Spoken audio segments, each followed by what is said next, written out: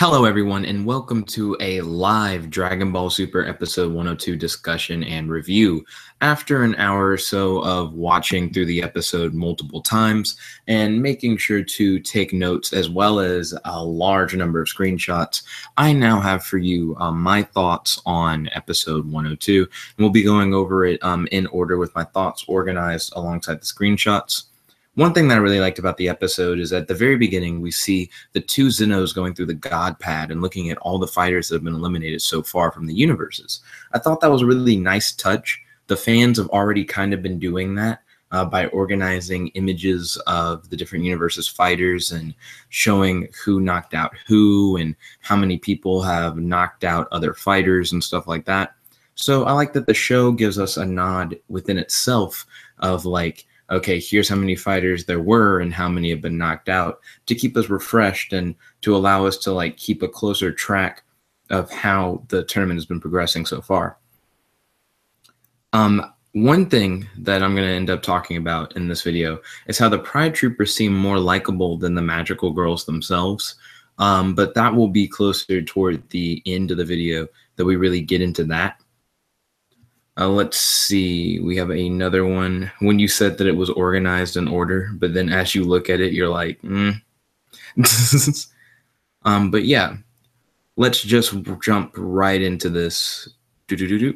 So here are the Magical Girls getting together. I honestly think that their designs are pretty all right before they transform, and we'll definitely talk about the after transformation designs as well.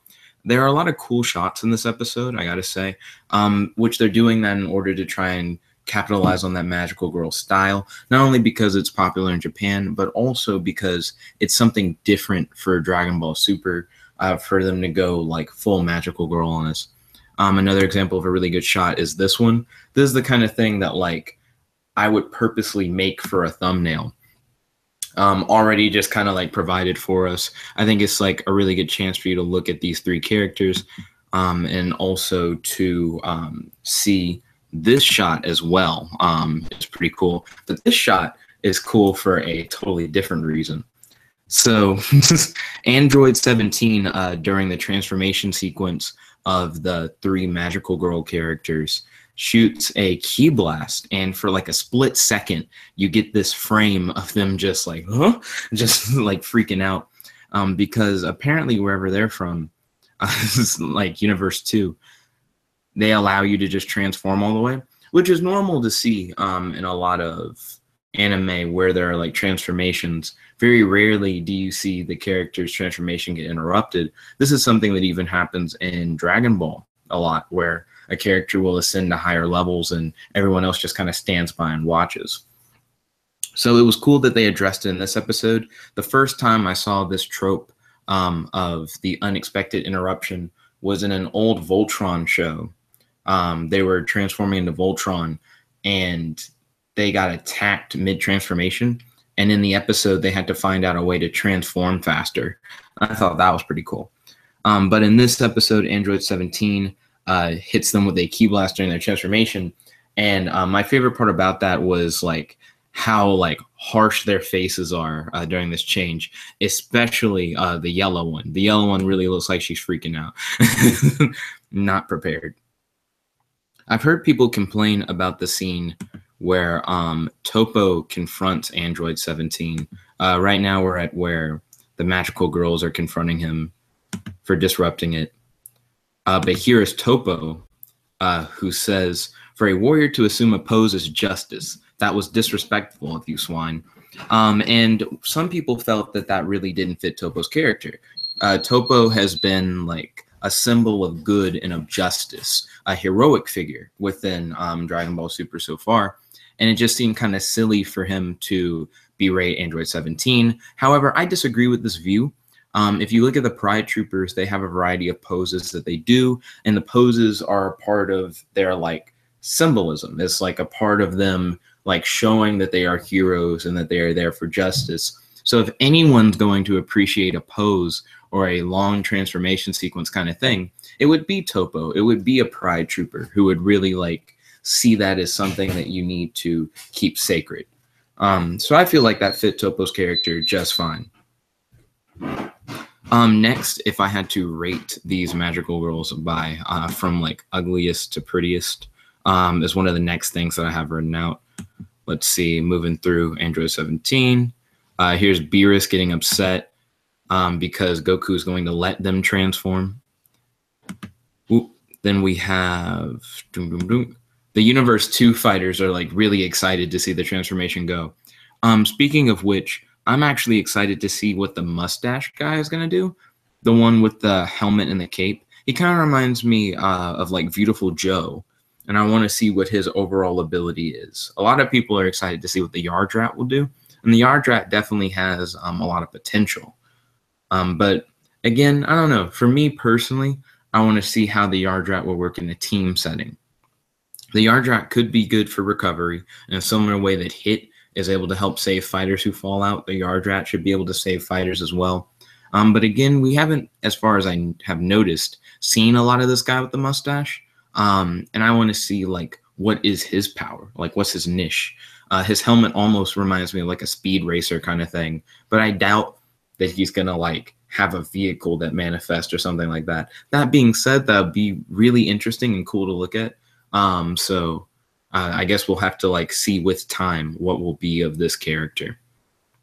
So moving on to the transformation sequence, we have Ribrianne, who is at the top of like the ugly part. I don't know. I feel like her transformation really takes away from her attractiveness overall. And I know that's like a really shallow thing to say, but it's just my opinion. You know, if you have differing opinions, make sure to hit me up in the comment section below. We'll also talk about her ability, which I think is overrated, but we'll see. Some of what she does is good, but a lot of what we've seen so far is I'm not really impressed. Then we have my favorite of the three. We have Kakunsa. Kakunsa, she has really cool powers, and I really like her design. She, I actually would say, is the prettiest of the three, but also has like some of the best moves. And then we have Rosie, whose character I think has a lot of potential, but she's just like kind of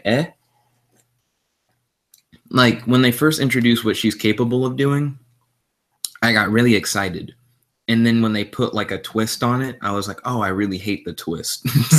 The twist is really basic. And again, we'll get into that as we continue on. But she actually hit the middle of the list when it comes to like ugliest to prettiest. So she's just kind of like which is interesting because it seems like my rating from ugliest to prettiest is also like my rating from the ones that I'm least interested in regarding techniques to the ones that I'm like most interested in regarding techniques. So it's not just an ugliest to prettiest scale. It's also like a power scale, like not power scales and like power scaling of who I think is stronger, but power scale of who I think has like the more impressive or more interesting technique from what we've seen so far. So they transform. We get a few like pretty cool shots. Again, it's very stylized for the magical girls, of course. Then we have, I actually really like this shot with Krillin and the Kaioshins and Beerus and everything. So this is right after they transform. If you look at the Kaioshin, he's looking at Elder Kai with like this really nigga face. Like, I love it so much.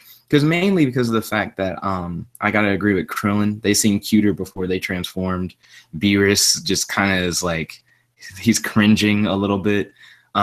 It's like a cool God family photo.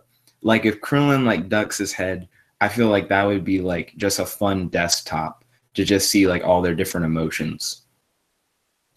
And I feel like it really like captures the characters for real. Because to me, the Kaioshin, like the Supreme Kai, just kind of like he doesn't really get involved with his job for real. The Elder Kai gets on to him because it just seems like he doesn't know as much. And he just feels like an audience member, just kind of like us. So he has that hard audience reaction where it's like, man, this perv would fuck anything with a hole in it, you know? And then Beerus also has that like audience thing about him. You know, he'll get involved when he wants to. But for the most part, he can't get involved in the tournament, and mainly all he can really do is react. So he also has this hard cringe as someone who's like looking for action and wants to see Universe 7 win, but it's like, why are we going through all this like extra bullshit? So I feel like the gods of Universe 7 really echo the feelings of us in the audience. What do you guys think of that idea? Post in the comment section below. And of course, Weiss is just like along for the ride, just like enjoying the show. So moving on, what I really liked about this image that's showing like everybody who's like kind of infatuated with Universe 2 magical girls is not like the characters blushing, but Coco Ete has that like jealous bitch face. I love Coco Ete's character so much. I like her design. I like her dimension-based abilities. I want to make a respect video for Coco Ete because I do think that her powers are actually top-notch. And it doesn't speak a lot that she's like was one of the last of these Pride Troopers who got knocked out to be knocked out. But I do feel like she was knocked out too early, and that her character had way more potential to further like push the Tournament of Power. So it's good to see more of her in this episode.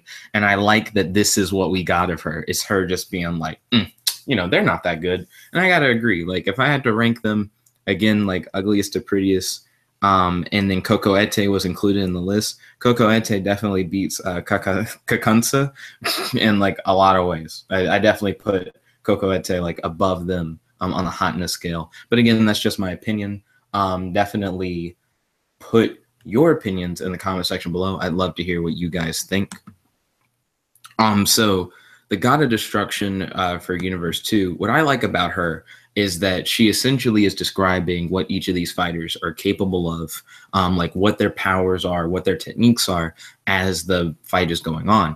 So I found myself really paying a lot of attention to her because I felt like she would have like some of the best quotes. She would help like set the stage for what we can expect from the magical girls as the Tournament of Power continues on. So she really hypes up this ability that doesn't do shit.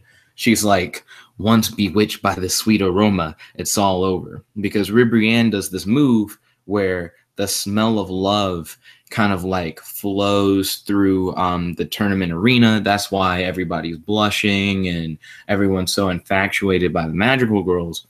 But this infatuation, we don't really see it take out people. You know, like I wanted to see this aroma based on like how she described it, like almost kill people with how powerful it was. That's what I thought it would be.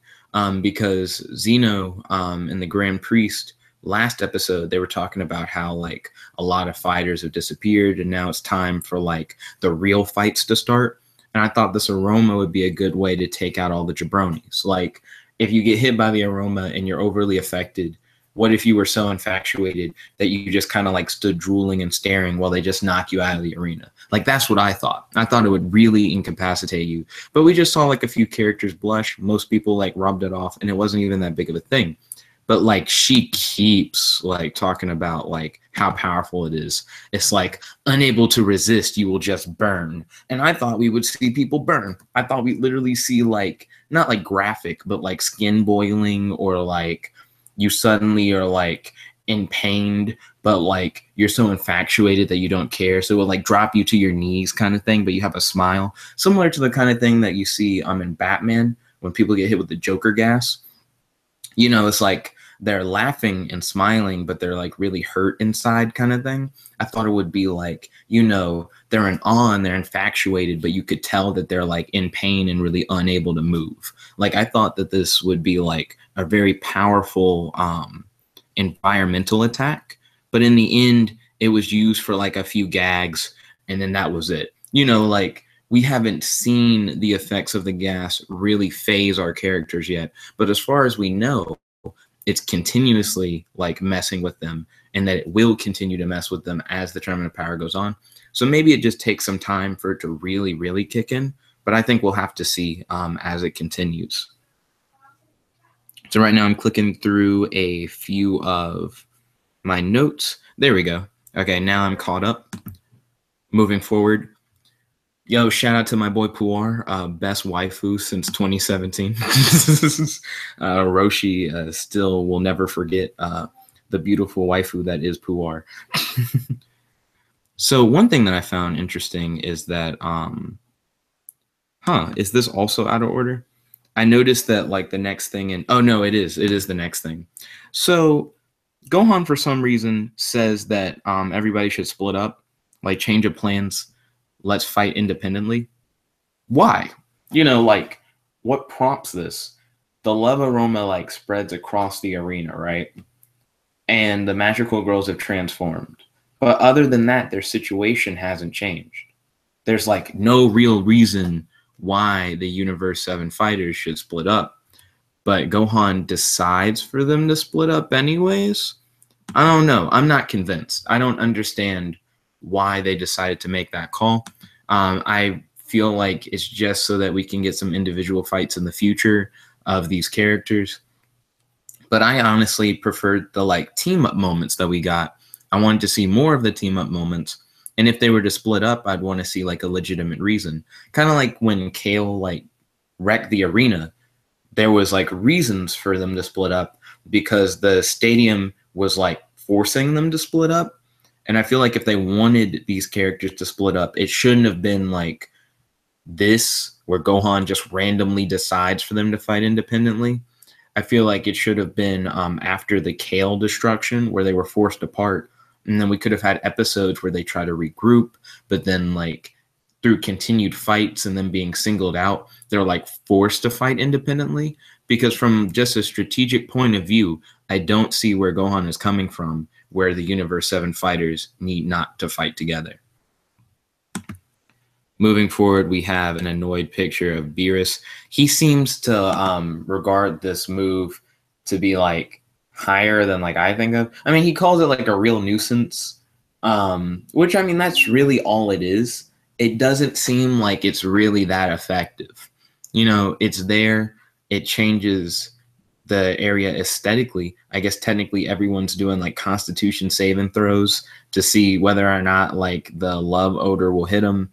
But it doesn't seem like it's that effective. It's just there. It's just an area of effect to be an area of effect, not really to cause our fighters that much trouble. So moving forward once again, we see there got a destruction. She keeps saying like, let it burn into your eyes, right?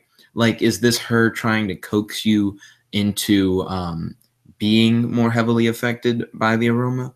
Like maybe it's trying to like, if the fighters hear her say that, they'll drop their resistance or something, because it's just not burning people.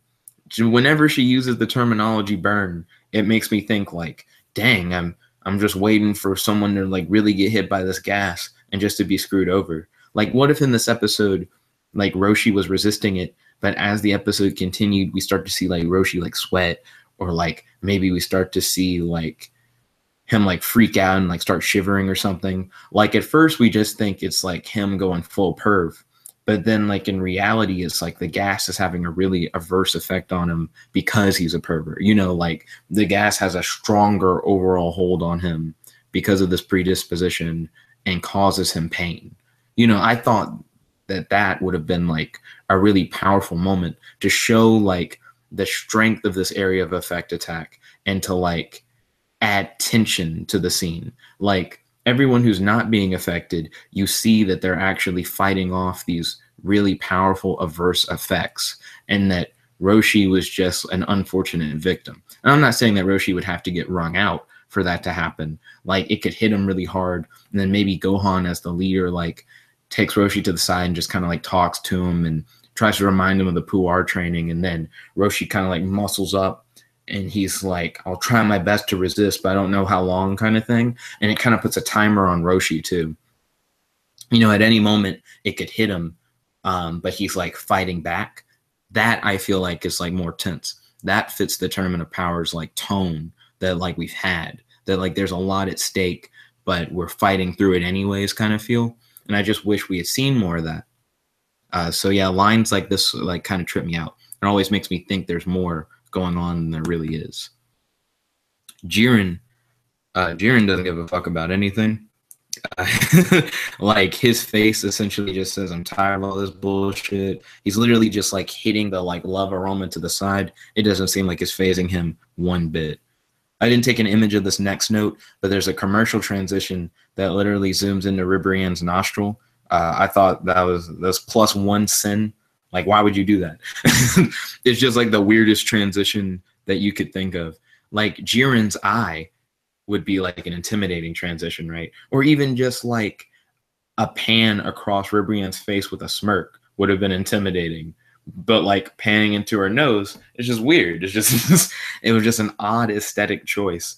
But I think this episode was going for like a lighter tone for like some parts, but I don't feel like it fully works. And the parts of the episode that don't stand by the lighter tone and are like fit more into the term in a power tone are like the best parts of the episode. We're starting to get more into the better parts of the episode the further we go.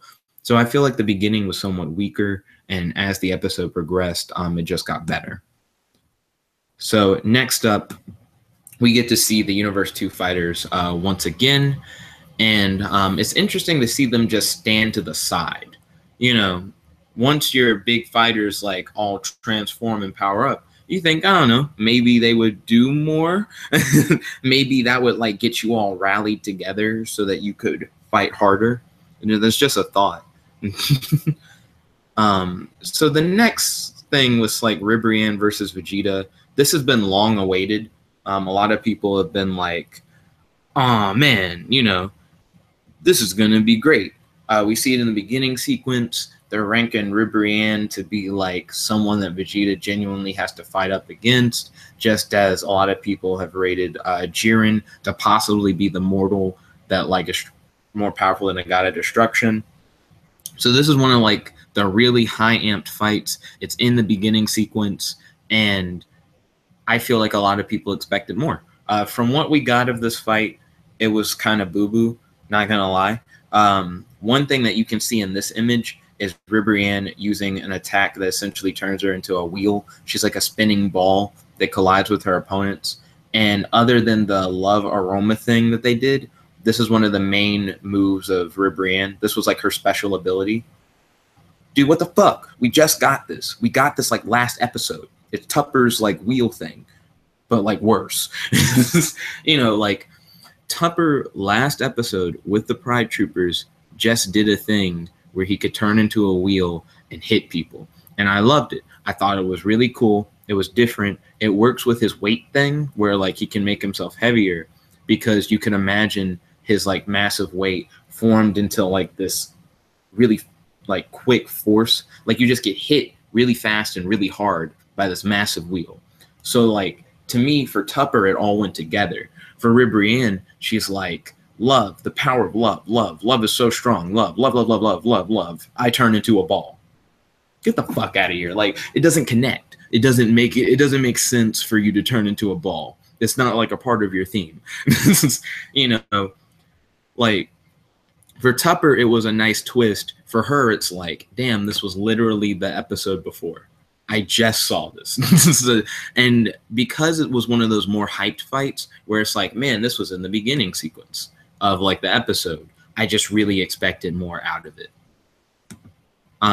So next up, we have Vegeta getting ready to punch her while she's in this ball form. And what I found interesting about this scene is that you see him go from like his really serious face to this like, ugh. And the line that he says about it, I think is actually really cool. This is better than Ribrianne turning into a ball. It was so gross, I instinctively dodged. I like the idea that her transformation may be ugly on purpose. Like, she's so unappealing that you like don't want to touch her, let alone hit her. You know what I mean? Because what do you do if your body is like forcing you not to fight back? Like you being grossed out in combination with the aroma trying to make you feel infatuated just essentially would leave you feeling awkward, right? Like you know that you need to hit her, but you don't want to touch her, but you think that you might like her kind of thing. It's like essentially those skills put together make you like an awkward like teenage boy at a dance. Like, and I find that to be an interesting like idea for a fight. Like, this is really cool. If they showed more of like this, where it's like, oh, I really don't want to touch her, but like this gas is getting to me too at the same time, you know, it makes it where like even if you did want to touch her, you wouldn't want to hit her. You know, like that's not what you're going for. And it just kind of becomes a confusion gas at that point. You know, it gives you so many conflicting thoughts. It's like, do I like her? Do I want to fight her? Do I think she's gross? Like the mind game mechanic of it, that's really cool. That's like the best part of Ribrianne's character. Vegeta also at one point says like, wow, like you really do have like a lot of power. Like he gives her like props, like, oh, it wasn't just all for show. You actually are pretty strong. And he is fighting her in his Super Saiyan form. I still think like Ribrianne isn't that impressive yet. Again, I love the like head game thing. I feel like they should really emphasize the head game thing, but they didn't, and they haven't. So far, Ribrianne is still bottom tier for me. Don't really care for her character. And it sucks because she's like the main one. She's the main magical girl of the three. She should be the most likable in my opinion, but she wasn't. That being said, to like extend the Pride Trooper comparison, because you can't not compare them. They were like episode by episode. They're both like teams of people who have a theme that's from like a different genre, where like the Pride Troopers are more superheroes and these are clearly like magical girls, and each of the team members have their own special ability kind of thing. Like we just did this. There's no way that like people aren't comparing them together because they're comparable. They're super comparable. But for the Pride Troopers, Casserole was the one who was leading like the pack of the Pride Troopers that got knocked out last episode, and I didn't think he was that likable. Like he wasn't my favorite out of the Pride Troopers.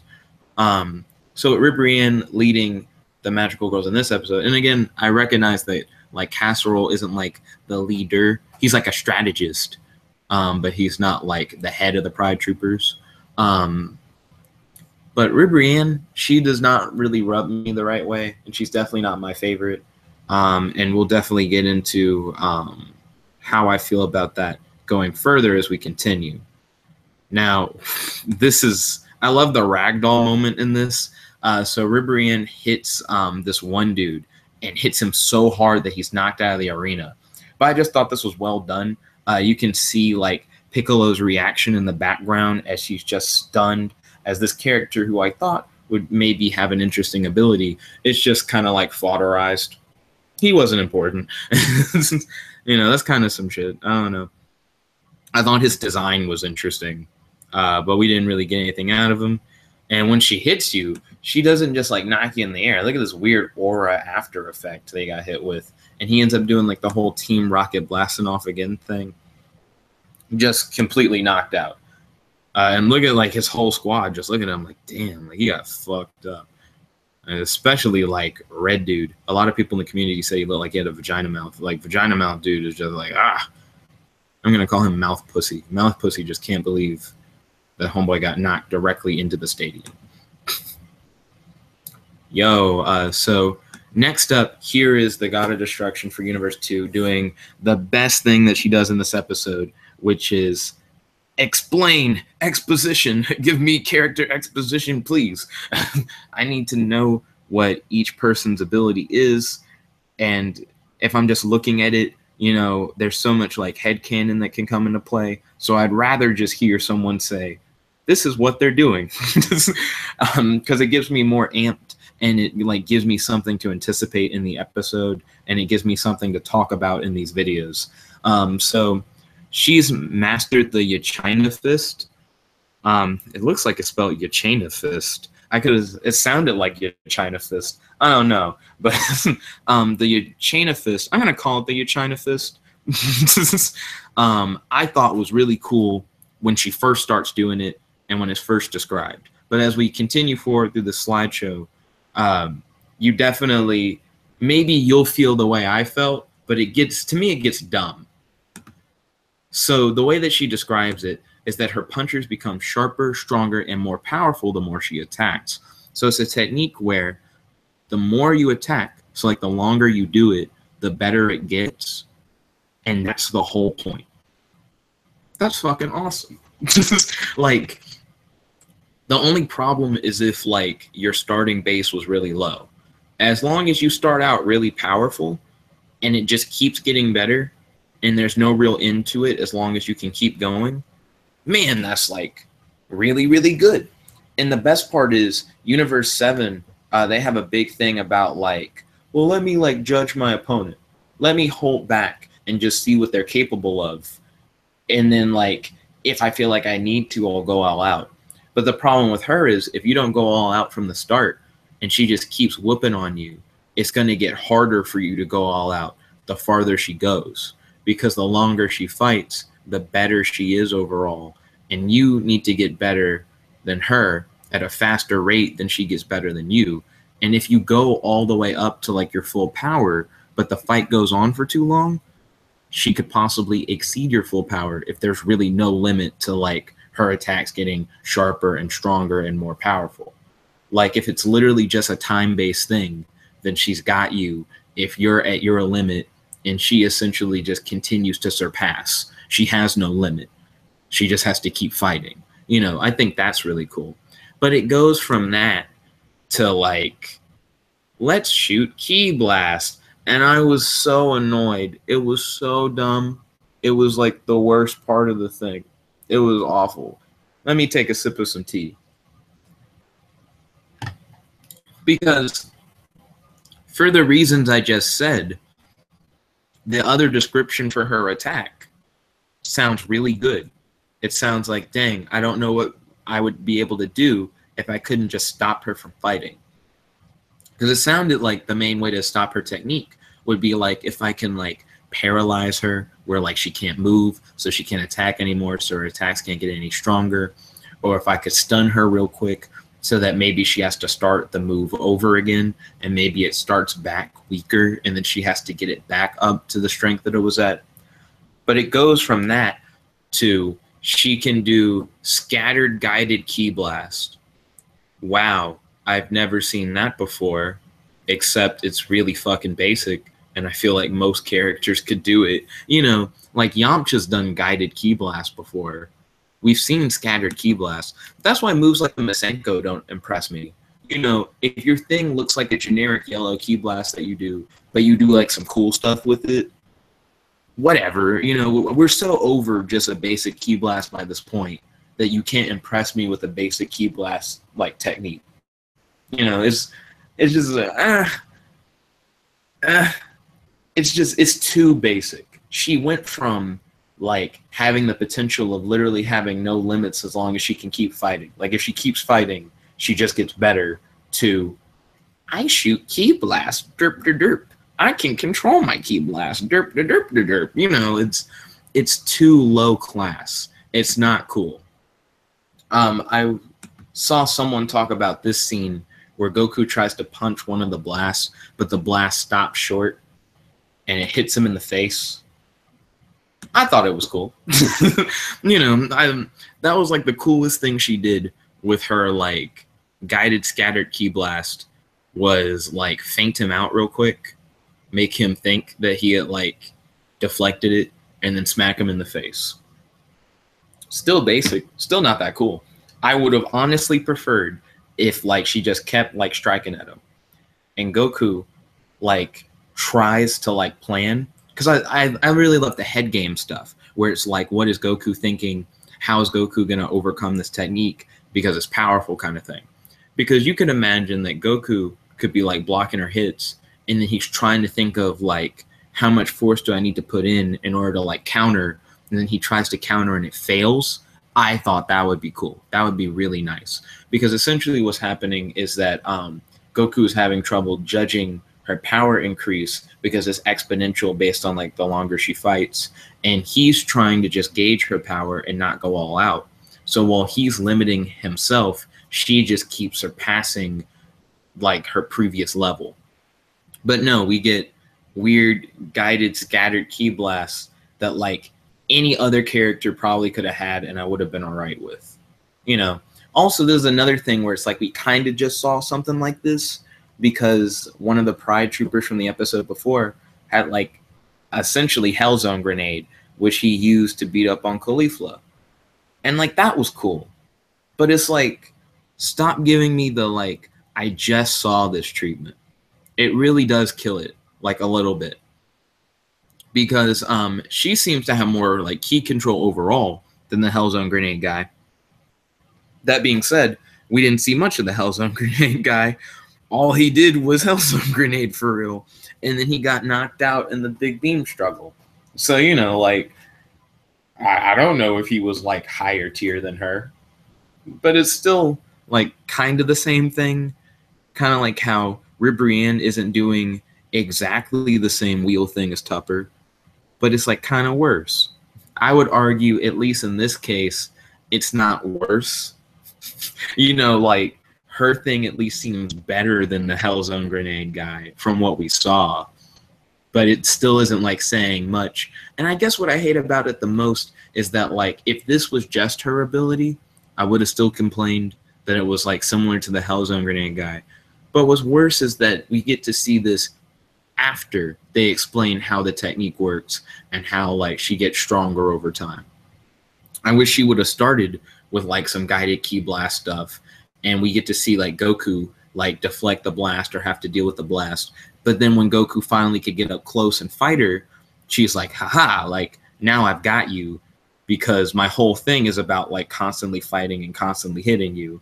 So now that you're up close, I'm not going to let you go, and I'm going to keep fighting until I overpower you. That would have been cool. That would have been like interestingly written and like great to see. But instead they like do it in like, in my opinion, the wrong order, and it just looks gross and just doesn't seem as cool. Like, it downplayed her potential, in my opinion. So next up, oh wait, yeah, this is just them describing Rosie's thing more. They're flexible attacks, like the heart of a maiden. So I think what they're saying is this key thing is a part of her, like, it's stronger force. No. You know, it's like, it's still getting faster and sharper, but now she's doing it in the form of a key attack. And you guys may be like, well, isn't that cool? You know, she doesn't have to be up close and personal for her to keep, like, amping up her power. And in my opinion, no, it's not really that cool. You know why? Because all you're doing is provoking Goku to either, like, instant transmission and just, like, one-shot you, or you're provoking Goku to, like, just do a beam attack. I'm tired of people getting beamed out of the arena through, like, a beam struggle kind of thing, or, like, a beam conflict. Can we stop beaming to hit people out? That's also to me getting old really fast in the Tournament of Power, because I know the objective is to hit them out of the arena, but it's just like, the beam thing was cool the first time. Goku and Vegeta. The beam thing was alright when, like, Kale and Caulifla did it. You know, but even when they did it, I thought it was a cool scene, but I was like, cool, we've done it twice. Can we, like, not do it again?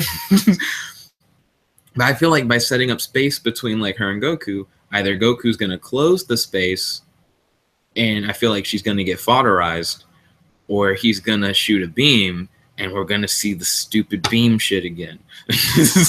So, I don't know. Like, are my hopes, like, really high up for Rosie? It's like, not really. And yeah, the Ki Blast thing is, I think, a part of her Yachaina Fist. So that's interesting. But still not as interesting as it could be. Okay. Best fight of the whole episode. I'm so excited by it. It's not even funny. The only thing that I gotta say is that I actually skipped a lot of notes. So, like, I guess I'm going to get you guys really hyped for me to talk about this part of the episode, but then jump back real quick to cover the parts of the thing that I, like, didn't cover so far. And you guys are like, dang, he's jumping far back. It's like, yeah, I am.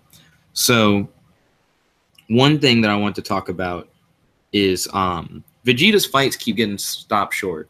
They keep getting, like, interrupted, or they just, like, don't go anywhere, or we don't see the fight, but Vegeta hints that he was going to fight somebody, but then it didn't happen. That's really annoying. It makes sense for, like, Goku and Jiren to, like, hype Like Goku, even in this episode, is like, I can't wait to fight Jiren, kind of thing, because they're trying to get us excited for it. But some of these fights that get interrupted aren't hype. It's like Vegeta versus like characters we know are gonna get wiped out. It's not like Vegeta versus like the best fighters.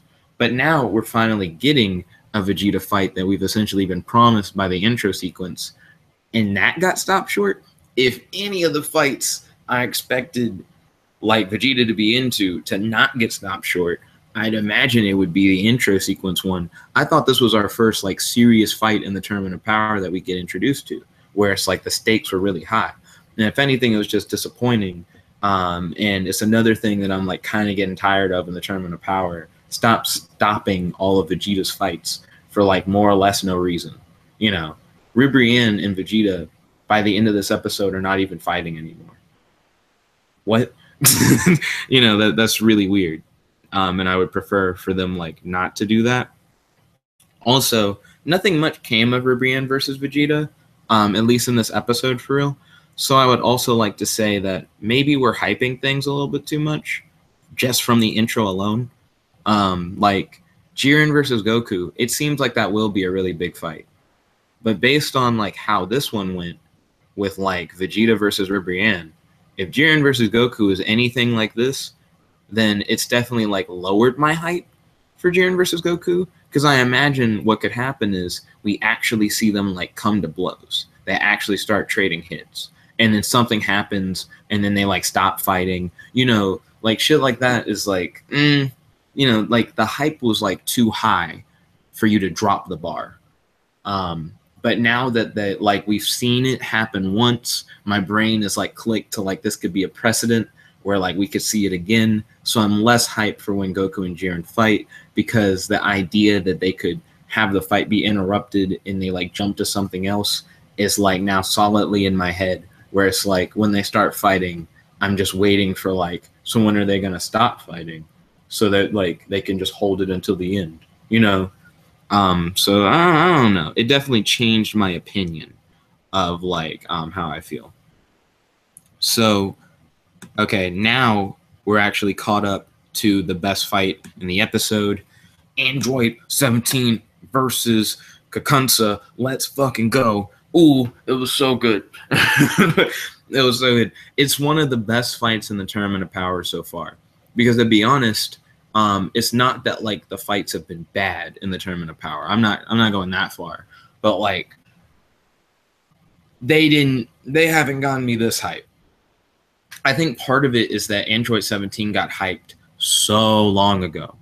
It was a good minute since there was that fight between Goku and Android 17 where Goku says like, I got pushed to go into blue. Like he kind of was like, I had to go into blue. Because it was like, dang, we haven't seen Android 17 in a long time. He seems really powerful, and because we didn't get to see how powerful he got and progress, we just don't know where he is right now. So whenever he fights anyone, it's like there's that extra intrigue of like, so how powerful is Android 17 really?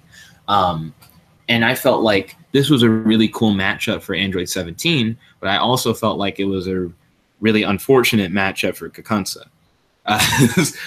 She happened to face off against someone who could really like match her, and she just fought someone who was on her level too fast. That's the thing that annoys me. Like Kakunsa is one of the best of the three magical girls, but spoiler, she ends up getting knocked out, and the other two who I've like explained my problems with, they're like still in the tournament.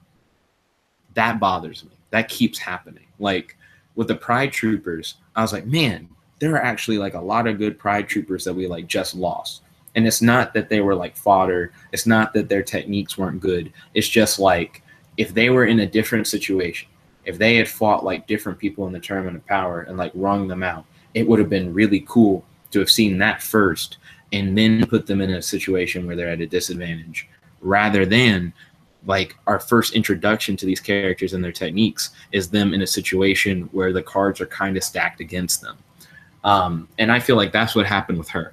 Because I feel like if she had fought like just someone else, not even like a Universe 7 character, but just like another character with a quirky technique, it would have been really cool to like see her demonstrate her power and like ring someone out first, it increases the tension. It makes the character more interesting. And when they do fight someone we know, it's like we know the level of everything going on and we can feel the stakes.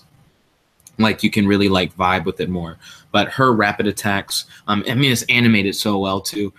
For some of these some of these like frames, and like other Dragon Ball Super episodes, like when Kale is like flinging around Goku, you know, it can get really bad. Like the animation can like be like smudgy, or like they're blurring characters like too much, or they're showing characters from a distance too much. So they have like the really simplistic art style. But for this episode, it seemed like they had like a lot of fast-paced, like high-impact action without like putting a like downward like quality in their animation. Like the animation quality was still up there and the action was still up there. So it was the best of both worlds, and that really got me hype. It may be why the other Magical Girl fights were like less interesting or like less engaging, was because they put a lot of resources into this part, and that's understandable, you know, just from like a production point of view. But from like a story and intrigue point of view, it would have been nicer if the whole episode could have been really good, you know. Like I get that you have limitations and you have a lot that you want to show, but you only have so much time to be able to show it. But at the same time, like to be able to see more flesh, like for them to flesh it out more, would have been really nice as well. So yeah, animation's so great. I love Android 17's movements. There are scenes in this fight where he's very robotic and she's very beast-like, and you have this nature versus machine aspect going on. And it's the way they move. Like she has these very hard, violent, all-in swipes that she does, and Android 17 does these very mechanical, kind of like calculated turns. He doesn't like can move completely out of the way. He moves just enough, you know. Like, and that there's like a big feel to that. There's a scene where he gets up off the ground that feels really mechanical, where a person would like prop themselves, or like maybe an athlete would like jump really quickly, like spryly. He kind of like rises like with a Frankenstein feel, and it was just so good. It just felt, there's this like, it's this tone, it's this like feeling that you get like from it that really like adds more to the fight.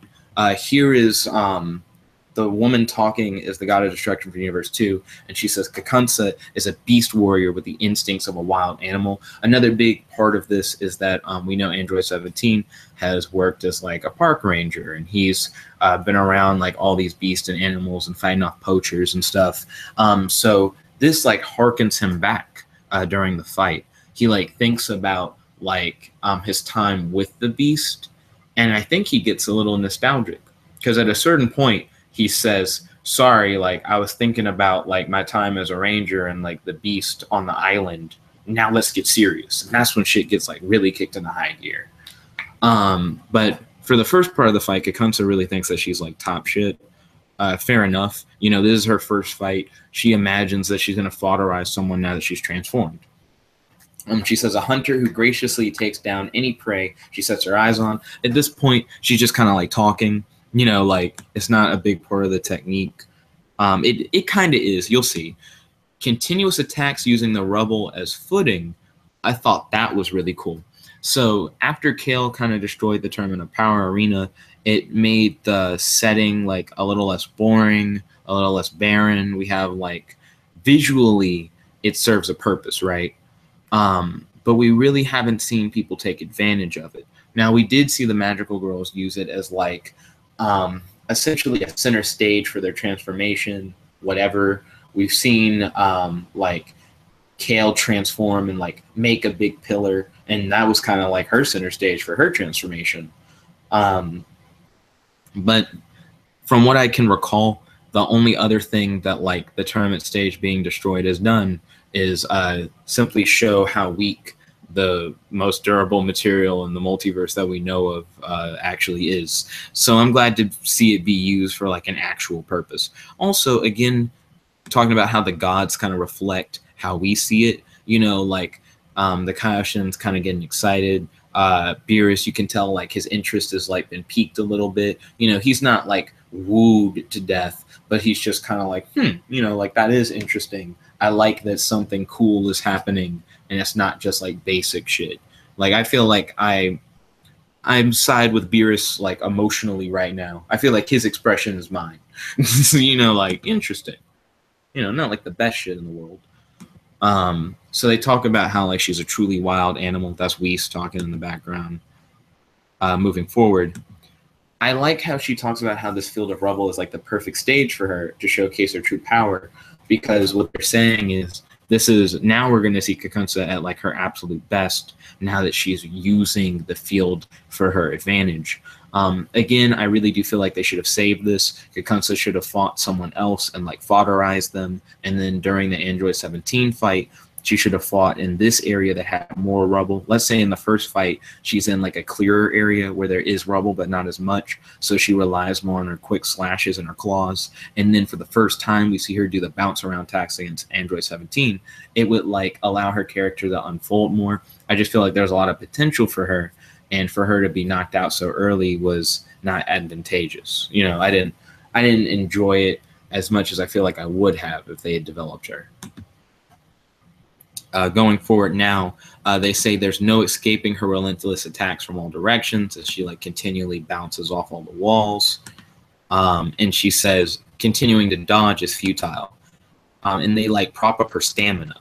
They say Beast Warriors have unparalleled stamina and never cease their assault.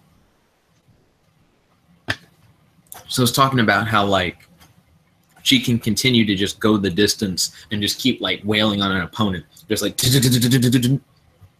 and I feel like that against not Android 17 would have been really cool.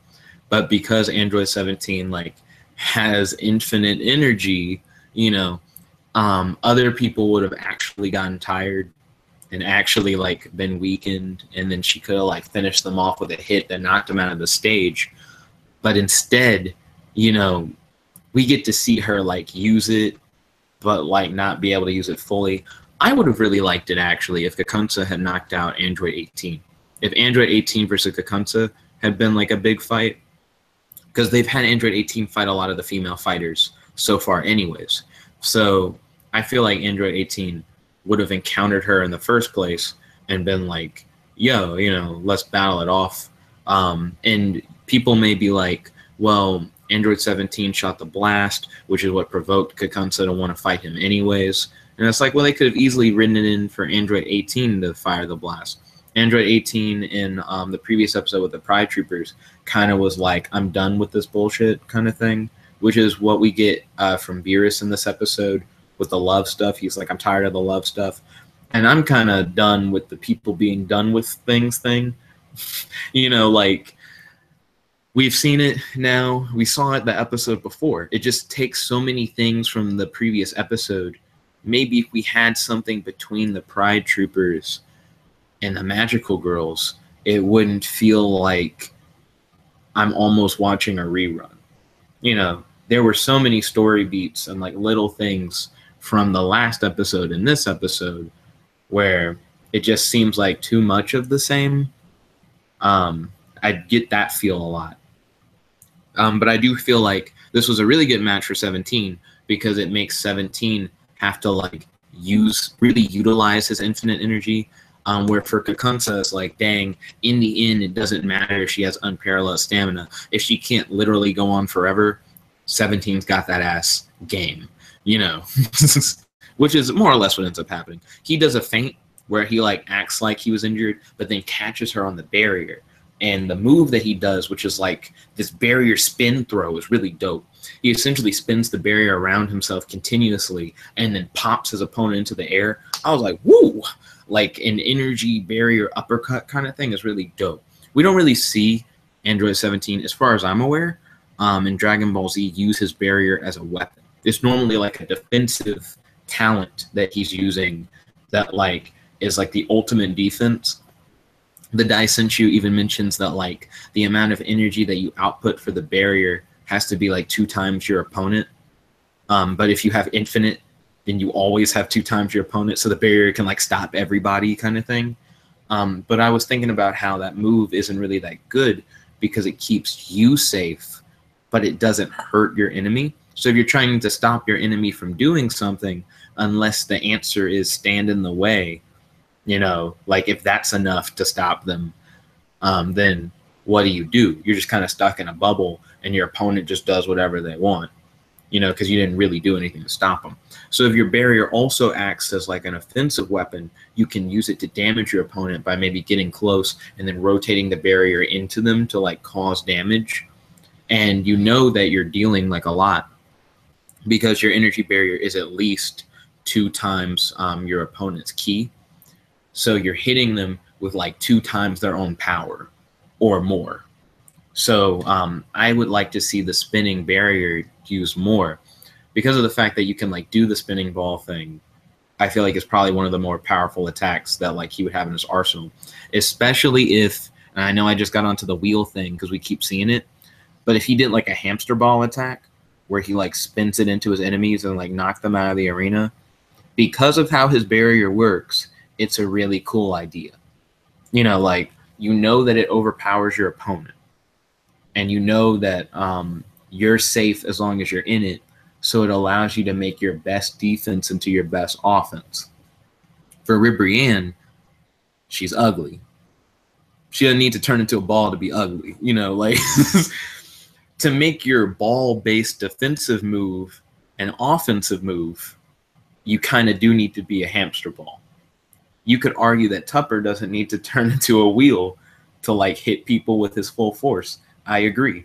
I feel like he should have used like the X mark hammer fist or whatever. Like, that would have been a really cool move for them to bring back for Tupper. But Android 17, if anyone needs a hamster ball move, it needs to be him. A matter of fact, if he had not spun it like around him, like in that way where it like goes around him, because the way that he spins it is she stays on the outside of the ball and the outside goes around. But if it had gone like up and under, because see how she is behind him, if he had rotated it forward into the Kachi Kachin and then done a burnout on her body, I would have marked out. Because if he can spin it one way, why not spin it the other? And if you spin it the other way, it essentially will allow him to like roll through the tournament arena and just bounce everybody out. Like, it's a really powerful move. I hope we get to see something like that as the Tournament of Power continues.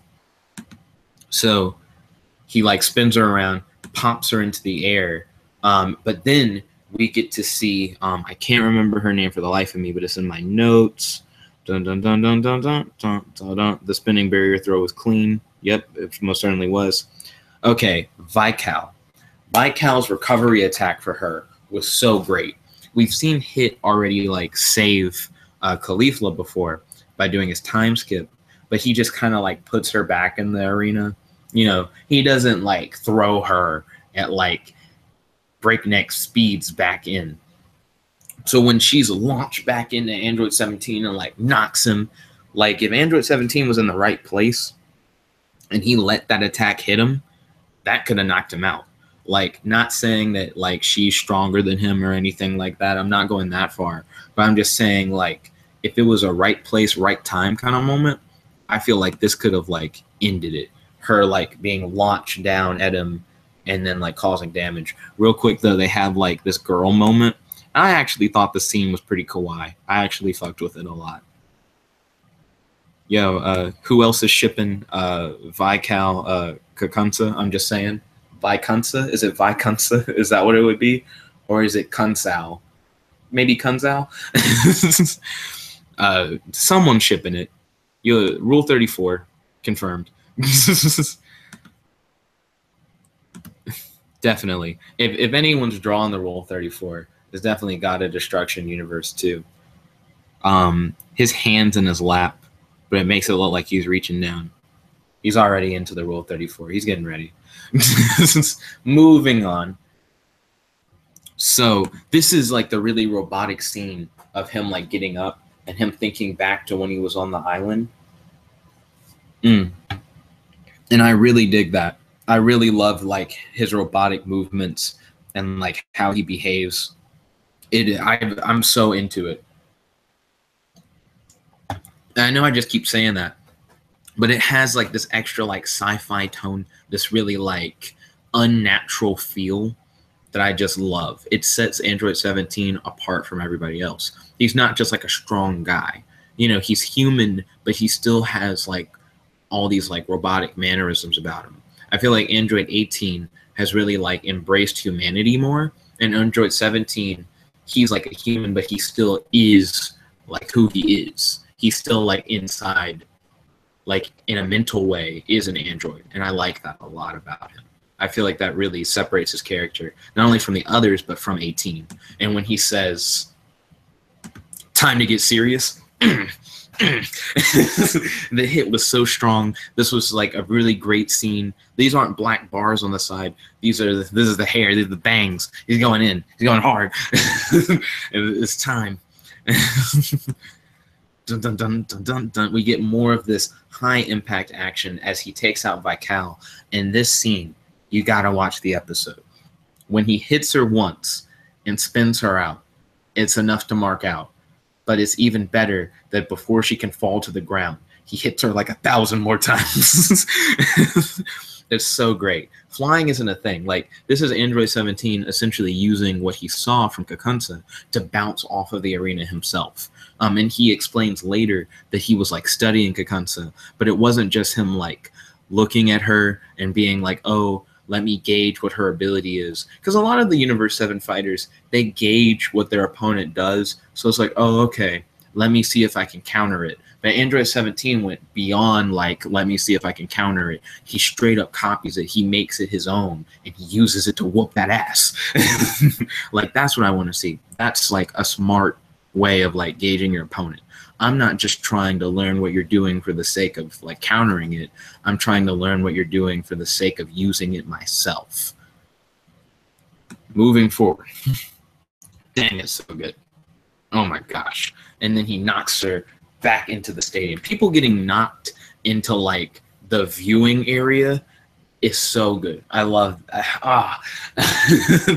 because it's an extra insult to injury. You know, you can get knocked out and just like poof into the arena, like into the stadium. But it's another thing entirely to where I hit you so hard, like fuck a teleport. You don't need it. This is your like one-way ticket on the edge of my knuckles, dude. I fuck with that on like a multitude of levels. Moving forward, this scene reminded me of a scene in Wonder Woman, where Wonder Woman is like hitting a bunch of soldiers, but she keeps sliding forward. She's not like running. It's just the hit is so hard. Like she's pushing out so much force that all she can do is keep moving forward. She's not moving her feet. She's just sliding through the ground. Android 17 knees her so hard in the face that they're just sliding. She's just sliding backwards right now. And that happens for a long period of time.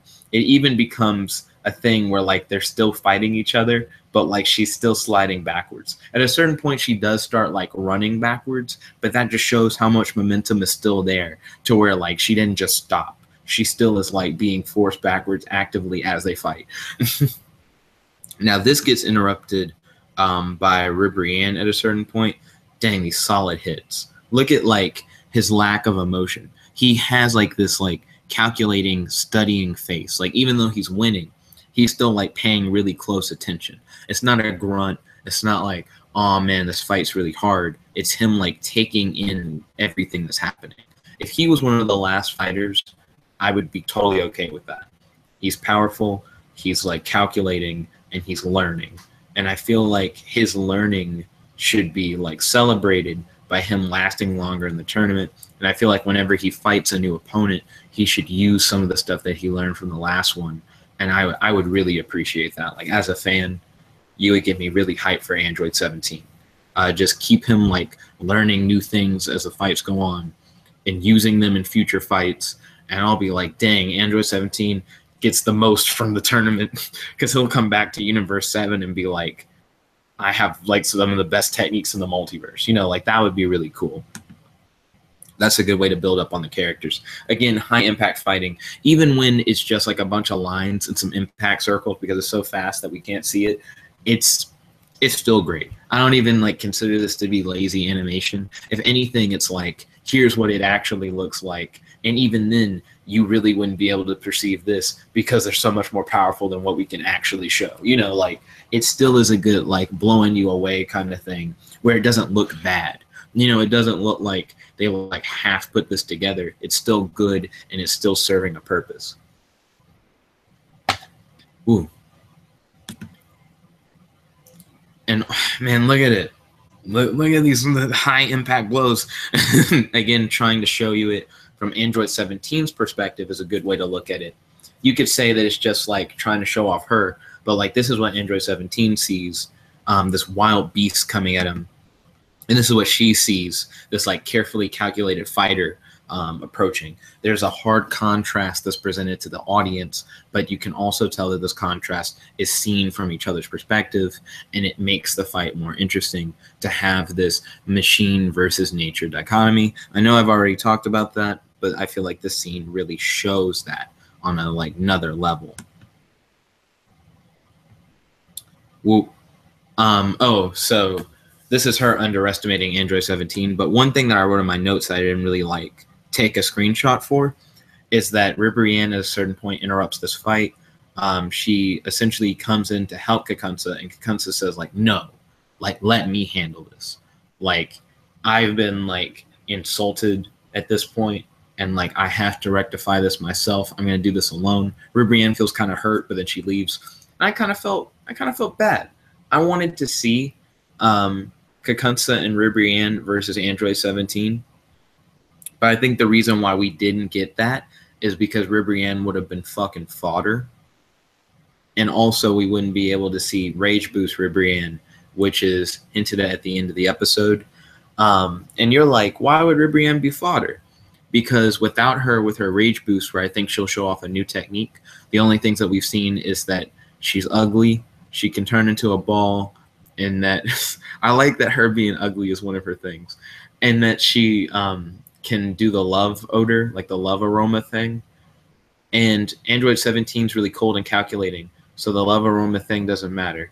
Android 17 is really cold and calculating. He'll hit the shit out of you. He didn't give a fuck what you look like. You know, like Android 17 has like a barrier that essentially can block anything. Come at me as fast as you want with a ball. You're running face first into a wall that you can't like penetrate. Like you're not going to get through the barrier. It'll possibly like knock you back out of the arena. So I think from a writing point of view, it makes sense for if Kakunsa's having a hard time for Ribrianne to come in to try and help her. I could see Kakunsa really wanting to fight Android 17 alone too. It's like her beast part of her. It's her like desire for victory and like her relishing in the fight. Having like a solid opponent, someone who's challenging her for alpha, and she's like, I'm alpha. And she even like pushes that onto Ribrianne. Even though Ribrianne, you can tell, is like the leader of the magical girls, she's like, this is my fight kind of thing. Like in this situation, I'm the leader of my own destiny. Fuck Android 17, fuck teamwork. I'm gonna like go hard, right? So while I did like that scene, I feel like that scene made sense, playing devil's advocate, and also I feel like it would have been interesting. You're a team. I imagine they naturally, as magical girls, fight together and use their techniques in unison. It would have been interesting to see what could they do together that they like couldn't do separately. It would have been interesting to see them maybe pose more of a challenge to Android 17 due to teamwork, but it also would have been cool to see how Android 17, like the way that his mind operates and the way that he fights, is just so far beyond both of them. Because in my opinion, if Android 17 fought Ribrianne, as we have seen her so far before the Rage Boost, none of her things really phase Android 17. Whoops that ass almost 100% of the time. And in my, like, from what we've seen in this episode, I could totally see Ribrianne being knocked out by Android 17 for the reasons I just provided.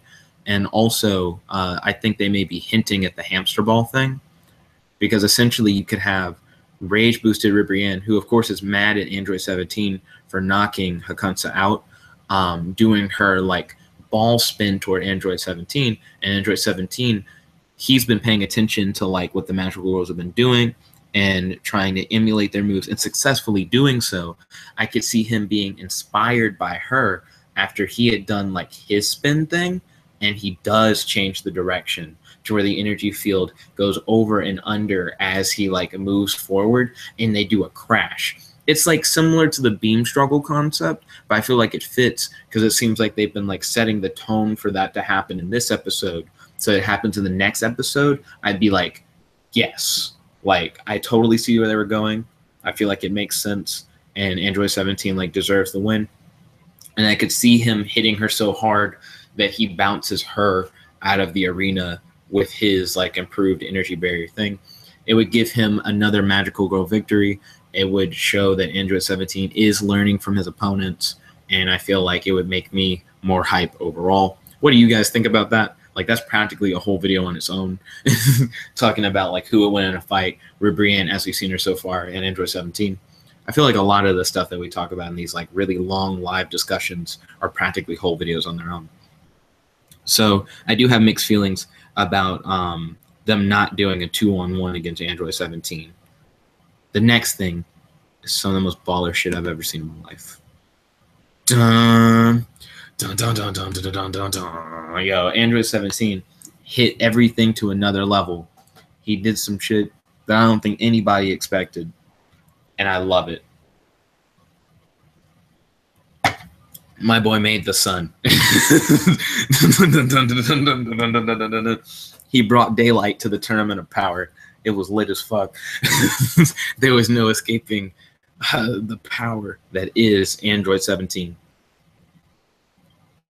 So he makes a suspended key ball, a massive suspended key ball in the air.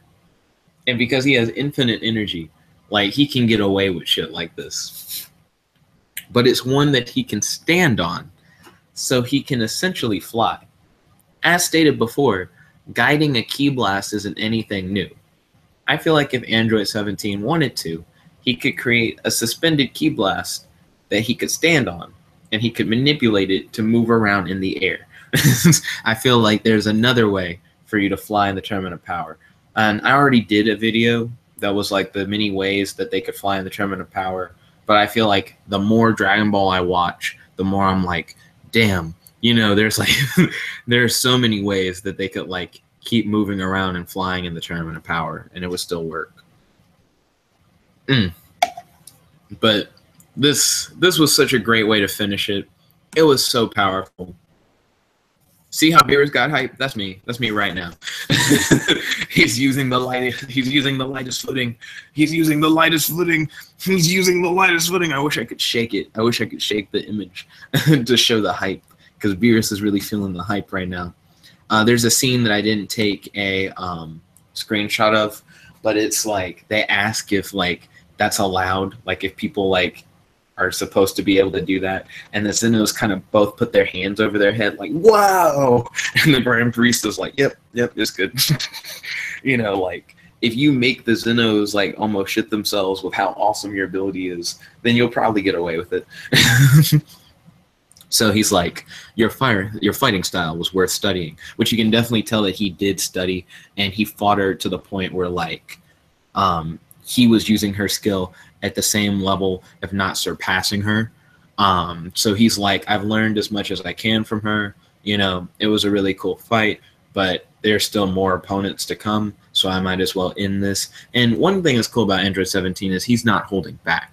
He doesn't have to hold back. He only holds back for the purpose of learning and like sharpening his skills and getting a good fight. And the others, they're holding back, but they're holding back because it's like, I gotta conserve ki, I gotta conserve stamina, I gotta conserve energy. But like Android 17 doesn't get tired. Android 17 isn't gonna run out of ki. He's not gonna run out of energy.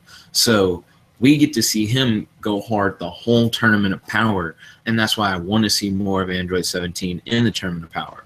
Maybe Android 17 can whoop the magical girls, learn a bunch of abilities, right? And then you don't even have to kick him out. You just need, for when like the really serious fights happen where Goku's in trouble, for Goku to just say, hey, Android 17, don't get involved. I feel like Android 17 would respect his wishes in the same way that he like shot the beam at the magical girls and Goku gets onto him and says like, you shouldn't have done that. And Android 17 just kind of shrugs and walks away. It'd be that kind of thing. So like Android 17 can be like strong as fuck, but that doesn't mean that he has to be kicked out for like there to be tension in the tournament, because you know he could just like sit out And Beerus could yell at him as much as he wanted, and Android 17 wouldn't care. He's like, nah, I like watching, you know, I'm learning a lot, and it's a cool fight. Like, Android 17's that kind of character. He's really chill. But he does this, like, massive beam attack that just, like, annihilates her. But the way that, like, the beam is executed is that they, like, collide in midair. So it's like Android 17 jumps off the massive sun thing, and Kakunsa is, like, jumping in the air toward him. They collide with their hands, and then they, like, both go off into an attack. But Android, it's not a beam struggle. It's not, you can't call it a beam struggle. Because Android 17 fodders the shit out of her. Like, it can't be a curb stomp and be considered a struggle. There was no struggling involved. My girl got whooped straight up. So, like, yeah, like in a straight key battle against someone who, like, has infinite energy, she didn't stand a chance. It's not about just stamina. It's about having that, like, heightened level of key that just puts Android 17 in a whole other class of his own. Look at this beam. Look at this beam from the fucking sun that he made. He made a sun. I wonder if they're going to take advantage of this to do more complex lighting in the Tournament of Power. That'd be interesting to look at as well. But dang, Android 17, he went out. He went, like, hard as fuck. I love it. I love it so much. So one thing I'd like to say is it sucks that Sanka, a.k.a. Kakunsa or whatever, is one of the first magical girls to get wrung out. She had the most interesting abilities after all, because I rank her. It's Kakunsa, Rosie, Ribrianne when it comes to most interesting abilities stacking up. Rosie even can pose a really interesting fight against Android 17. It's similar to the stamina argument for, like, Kakunsa, because Kakunsa had, like, really high stamina. Only so many people could really go up against her, Android 18 or Android 17, due to their infinite energy, because the others are trying to conserve their stamina. So if she, like, pushes them to go further, they have, like, a higher cost to them. But for Rosie, because of the fact that she just gets better the more she fights. And if the key thing really is a part of her, like, I get better the more I fight kind of thing, then she can, like, keep you moving and possibly get you to, like, ring out, because she's, like, making your key move. Like, she's moving her key in a way that's forcing you to move in a certain way, forcing you to maybe, like, step wrong and fall out kind of thing. Like, she can do some clever stuff with most F that I'd really like to see. I'd like to see that more, because the one clever thing that she did was probably, like, one of her better scenes when she was doing the key blast. But because she gets better the more she goes, you could argue that there's, like, a similar thing where, like, not many people can be on the level of Android 17, but we have two magical girls who, like, have techniques that can put them there. Ribrianne has not demonstrated that she could be on the level of 17, but because Rosie can, like, keep getting faster, keep getting stronger with each of her attacks, and, like, there's more power behind them, she can, like, pose a good fight against anyone as long as the fight goes on long enough. So that could be really cool to see. I'd really like to see that. I think one thing that's kind of disappointing is that we didn't see, like, a fusion of the magical girls in this episode. There were some spoilers that came out for episode 102. There would be some kind of fusion, and I feel like a lot of people were looking out for that when they did the transformation sequence on the pillar. Like, how are the magical girls going to combine? And now that we've seen their individual techniques, I'm actually kind of disappointed that the episode didn't end with, like, maybe them not ringing out one of them, but instead she gets, like, knocked out kind of thing. Kind of like how Kale got hit by Jiren really hard, but then, like, he didn't actually knock her out of the tournament. So then we could have seen them fuse. Because I think put together, fuck Ribrianne. Ribrianne doesn't have to be in the combination. If it was just Rosie and Kakunsa, their fusion would be, like, off the fucking chain. You're telling me you have unparalleled stamina to where, like, you can keep fighting until the fight is done, but then the longer you fight, the better you are? Get the fuck out of here. Like, at this point, you're just, like, too good, right? That's That's practically like what the androids are doing, except it seems more limited because of the fact that the androids have like infinite energy, where for here it's just like they're getting like really close to that, but like not really. So it's another one of those things where like if they fuse together, they would give a lot of characters a run for their money. If the fight ran long enough, they could even like possibly overpower them. Where for Android 17, it's like he's kind of already on their level in a big way, because he like starts off having as much power as he needs, versus they need to build their way up there. So that puts him on a higher pedestal than them. But dang, I would have loved to have seen that fusion. And with her knocked out, I just don't see how they'd be able to do it. And if Ribrianne and Rosie fuse, it's like a decent character mixed with hot garbage. And I don't even think they're compatible. Like if Ribrianne and Rosie fused, and you get Rib Rosie, or like Roseanne.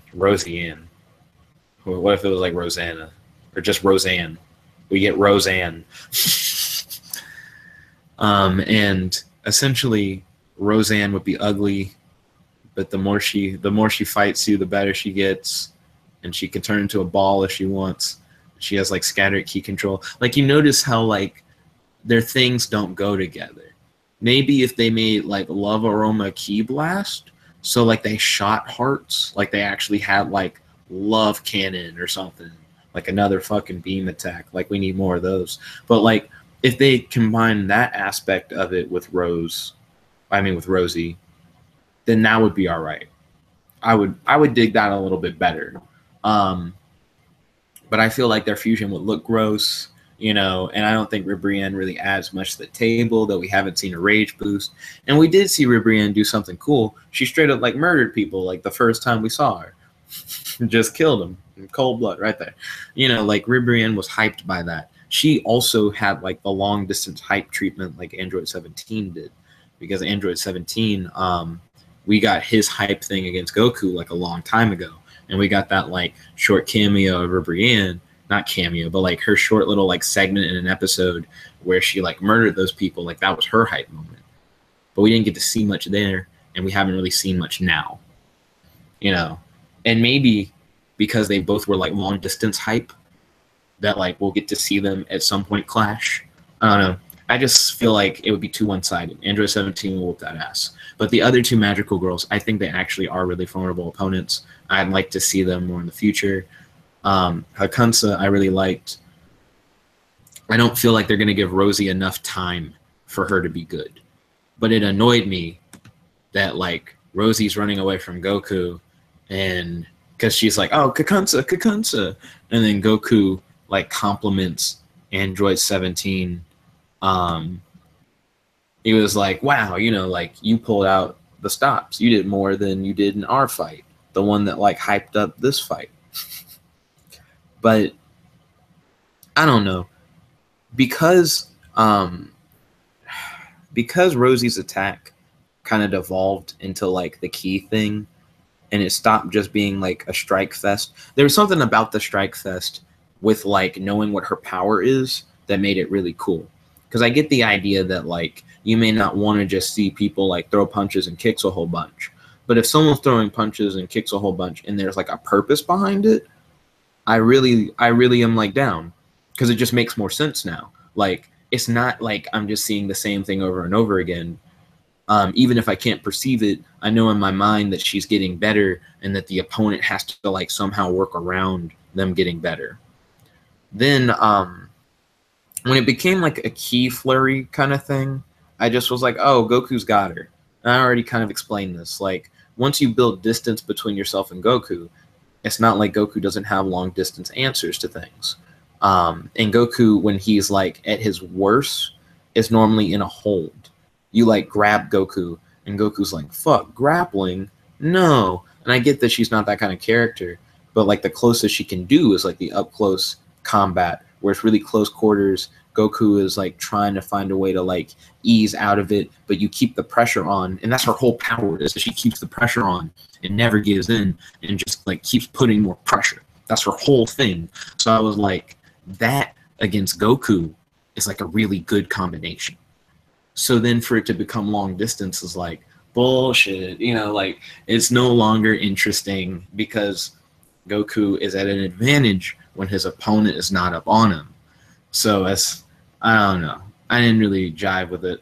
Also, Goku is just kind of like taking hits. He's still doing the whole like, let me see what she's capable of. But like, the woman told you, the god of destruction said she'll just keep getting stronger. Which I know that's like a turn on for Goku. He's trying to get his boner game up. He's like, yeah, how strong is she gonna get? You telling me she's getting stronger? Where my 20s at? You know, but I would have really maybe. I think what would have been kind of cool would have been if she kept getting stronger and stronger, and we could tell that like more and more force was being put down. And then Goku says that's more like it, and like punches her in the gut, and she just like collapses. And then Goku be like, no, like I wanted the fight to go longer. I thought she could take more, because right now it doesn't seem like we don't know how much she can take, but it doesn't look like she can take a lot.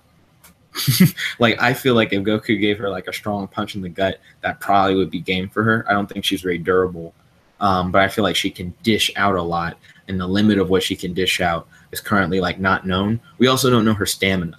Like if she had the same unparalleled stamina as Kakunsa, then we'd say, wow, you know, she can fight for as long as she needs to, and she just gets better. But because like they didn't do the fusion thing, so they didn't have that power. It's just like, I don't really know what to expect from Rosie. Is she gonna get tired? Is that what's gonna happen? Is the fight gonna get interrupted? Hey, look, the fight got interrupted because that just keeps happening. In the tournament of power, we gotta distract people from other people. But moving forward, we got Android 17. He's like, oh yeah, this is Goku complimenting him. He's like, I know you were still hiding some power. Then we get to see a maiden's anger. So Ribrianne is turned. She's super mad. And it seems like they're hinting that next episode or in the future, we'll get to see Android 17 versus Ribrianne. In other words, we get to see Ribrianne get foddered instantly. Android 17's just like, huh? Like, what does she think she's going to do? Fucking pink Teletubby ass. Dun dun dun dun dun dun dun dun dun dun dun. So yeah, I'm excited to see Ribrianne get foddered. I don't know. I feel like a lot of people had higher hopes for Ribrianne. They thought that she would be a more powerful opponent. But unless Rage Boost Ribrianne does some crazy shit, Android 17's got that ass. One thing that would be cool is if Rage Boost Ribrianne with a Maiden's Anger, if the love aroma turns into like a hate odor. Let's say her anger, like her like fiery aura that she has, infest like or like contaminates the love odor. And if the God of Destruction in Universe 2 is like, what is this? You know, what's happening to the love? And then you started seeing like people in the stands like look at each other shifty and like they're kind of like getting angry at one another, and make it where like the tournament of power is starting to get really turned because everybody is bloodlusted now. So you're not supposed to kill in the tournament of power, but now everybody like has that feeling of I just want to like rip my opponent apart. That would have been really cool and interesting. We could have seen a character maybe accidentally kill and have to deal with it. You know, like what are the consequences? Are you disqualified or is your whole universe gone? That would have been really crazy. And that would have been a way to snap them out of it too. Have one of the universes that's already like kind of about to lose, like they've lost a lot of fighters. Have one of them snap like bloodlusted by like the like hate aura or like the rage, like Maiden's Anger like aroma, and like just like go ham on someone and like murder them, and then have like their universe getting erased, everyone perceiving that event happen as the Xenos smile and just like erase another universe, have them snap out of it. Like the aroma has like so much of an effect, but there's at a certain point where you got to roll that check for like, are you fucking crazy? And you got to pass it or you start killing people and you lose your entire universe and existence as well, you know? So I thought that would have been cool. Based on the episode preview, I don't think we actually see a lot of like Android 17 versus Ribrianne in the preview. I don't think we see any of it really. It focuses on Gohan. Him and Piccolo seem like they're going to fight someone. I don't know. It just seems kind of foddery. Like, essentially Gohan's going to fight. A lot of people are going to be hype who are Gohan fans. I'm not saying I'm not a Gohan fan. Like, I love Gohan. Like, Gohan's cool. It's just, I feel like they keep having Gohan face off against people that I don't really care about. Like he fought against like the poison trio to danger guy, and I didn't care about that. I didn't feel like he was like that big of a threat. But that was back before we understood Gohan's situation with him like trying to get back into Mystic and how he really hadn't tapped into that power for real since the Buu saga. Um, but like I felt like he should have foddered that guy, and now he's fighting against someone, and it seems like their thing, if I'm interpreting the episode preview right, is like they counter and reflect on my blows. So like it doesn't matter how much power Gohan is putting out, it seems like they can return that power to him without taking any damage themselves. Kind of reminds me of like a Bergamo kind of thing, but like not really. You know, they're doing it in a different way. And I just feel like Gohan probably should get wrung out if he sticks with the plan that we see in the preview. The preview makes it seem like Gohan's like, I'll use my full power if I have to in order to like stop these guys who counter all my blows by reflecting them back at me. That doesn't sound right. I don't think your full power is what you would want to do, right? Because if you use your full power and they reflect your full power back at you, what are you going to do? Either it'll like nullify out maybe, if you could get that to work where it's like two equal powers so it's not that bad, or you get blasted by your own shit so hard that you knock yourself out of the arena. I can also see them doing the Piccolo sacrifices himself thing, where Gohan goes all out and Piccolo's like, what are you doing? And when the blow is about to come back at Gohan, Piccolo jumps in the way real quick and he gets hit by the shockwave. And maybe Gohan gets to save Piccolo. Like right before Piccolo would fall out, Gohan uses his speed to like grab Piccolo. And it's like, let's fight them together and try and like use our heads rather than just like bullhorning into it like your father. Like, you're not like this, Gohan. Like, we got to think this out. And Gohan be like, you're right, Piccolo. Piccolo be like, thanks, Gohan, for like saving me. And they work together and like hit it up. That'd be really cool. Because to be honest, I don't see Gohan going out this fast anyways. There's a lot of hype for him due to the ending sequence and how Gohan and Goku kind of jump toward the camera. A lot of people think Gohan may be coming to the end of the tournament with his father, being like one of the last two fighters from Universe 7. I don't know about that, but like there's a lot of hype for that. And I feel like they're not going to just fodder Gohan like that anyways. I also don't see Piccolo going out. I've already done a few videos about like, will we see a Super Namekian in the Tournament of Power and stuff like, could we possibly see a tie between Universe 6 and Universe 7? And I feel like that could also be a thing. And I feel like Piccolo is really important for both of those things. For two of them things. So I don't see Piccolo going out anytime soon because it just seems like he has a lot of potential to be used. I don't see Gohan going out anytime soon because the hype train is rolling. And I mean, hype train right now, I want to see Ribrianne either get foddered by 17 or do something that like makes her actually worth the hype. Can we please see Ribrianne do something that makes her like reasonable to be hyped up this hard? I know she's the leader of the Magical Girls, but that doesn't mean shit to me because they're not doing team tactics. Like, I keep comparing episode 102 to 101 because I feel like they are really comparable. Episode 101 did a lot of things better than episode 102. It introduced the Pride Troopers. It introduced each of their individual abilities. It demonstrated not only their abilities as individuals, but them working together. So we got to see them use their team tactics because they are a team. We got to see them combine their powers in a variety of ways, not only in pairs, but also like all together as their like big beam thing. And we lost Kakunsa before we could really see any. I keep saying "huh." I keep putting an H at it, H at the front. But isn't it like Kakunsa? I think it's Kakunsa, but I keep saying Kakunsa. My apologies. Yeah, it's Kakunsa. So the Pride Troopers, they like work together. We get to see their team abilities, but because Kakunsa got knocked out, we don't really get to like see them do like a full team up with the Magical Girls. We got to see them transform together, but that's about it, and that's just disappointing, you know. We get to see one of the better Magical Girls get knocked out, in my opinion, and we get to see like the other two now maybe work together as a team. I don't know. You know, for the Pride Troopers, it felt like we know that Topo and Jiren are like top dogs. So we lost a lot of Pride Troopers, but we don't feel like we lost the best ones. You know what I mean? But Universe 2 lost their flight recovery person, and they lost like their big stamina person who can keep going for a long time, which is needed for like a tournament where a lot of people are trying to conserve their stamina, but you have a fighter who can just keep going. They're the fucking Energizer Bunny. You know what I mean? So I don't know. I don't know. The Pride Troopers, I feel like they left more gracefully. I liked their characters more. I like two of the Pride Troopers at least. I enjoyed Tupper and I enjoyed Kokoete. Tupper and Kokoete, really good. Fuck it. I even like the Agumon looking guy, Vuon. Vuon has a respect video already on the channel. Vuon's Justice Whip was really good, but he was another character where it's like, man, your power would have been really nice if you fought character A, but the writers were like, let's have him fight character B, where it'll have no effect and they'll just be fucking fodder. And that just keeps happening in the tournament. Let them get one victory with their thing that's really good, and then put them at a disadvantage.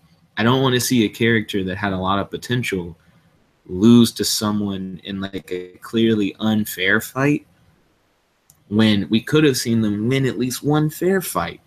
Like, where are our fights where it's not a Universe 7 person versus someone who's not of Universe 7? That's what the Tournament of Power needs more.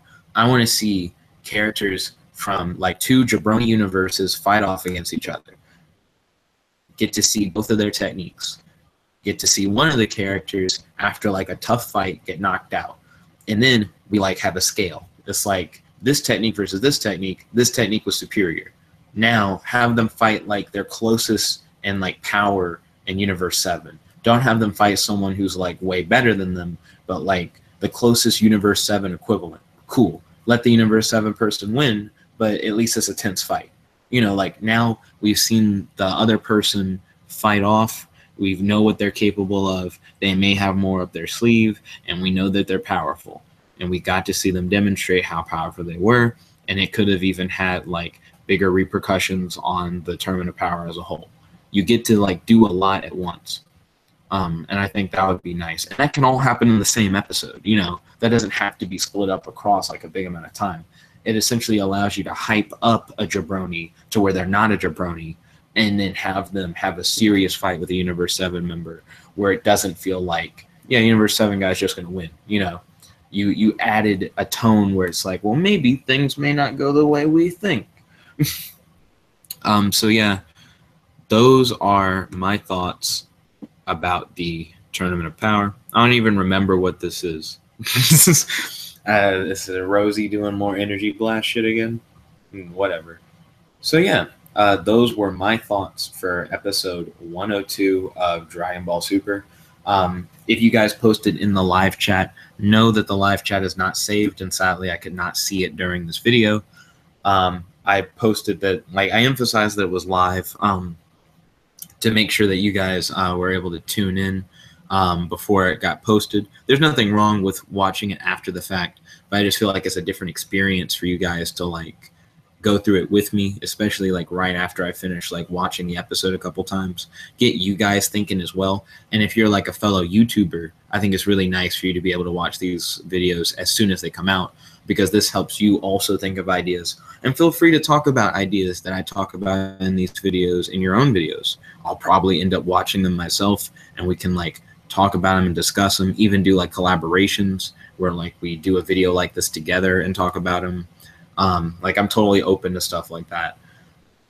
Enjoyed this video. If you're a member of the nickabenson Nation, then make sure to share this video with a friend so they can join in our ranks and have fun alongside with us. And if you're not a member of the nickabenson Nation, make sure to check out the channel. If you like this video, you'll definitely like some of our other content.